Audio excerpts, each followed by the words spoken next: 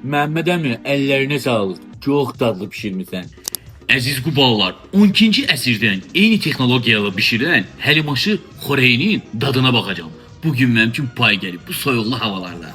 Quba şəhərinin özünə məxsus milli mətbəxinə aid olan həlimaşı xörəyinin dadına baxacağam. Getdi ayatcan. Götürürsən buradan yağı, bax belə. İlk dəfədir ki, mən Qubalı olsam da bunun dadına ilk dəfədir baxıram. Mənim özümə də çox maraqlıdır. Görəsən bunun dadı necədir? Yoxlayaq görək. Çox fərqli, çox füsunkar bir şey var. Elə bir qoxusu var ki, adamı o qədər valeh eləyir ki, çox möhtəşəmdir. Milissimo, fantastika. Görək baxaq bu nə olacaq? Ya vurursan bunu. Kameraman zəhmət olmasa bura çək. Yaxın çək, yaxın çək. Perfecto'dur da, hə? Görsən, kərə yağı bunun üstündə əriyir. Yavaş-yavaş xərbaşır. Əsas məsələdə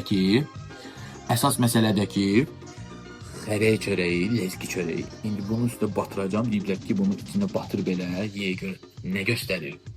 Mən baxacağım görək bunun dadı nətərdir. Ayatan. Milissimo'dur ki bu.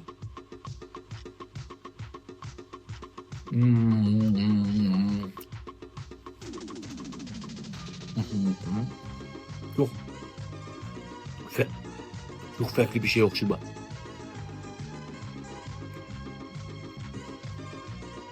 Onu da qeyd edeyim ki, bunu buğdayla hazırlayırlar. Hiç onu bilirdiniz.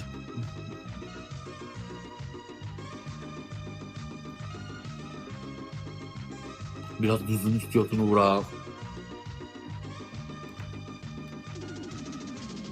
Bunu deyiblər istiotlu elə acılı-acılı olsun.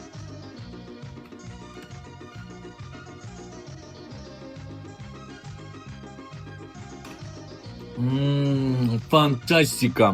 Məhəmməd əmi, əllərinə sağlıq. Çox dadlı bişirmisən. Çox bəyəndim. Allah səni canlı sağ eləsin Məhəmməd əmi.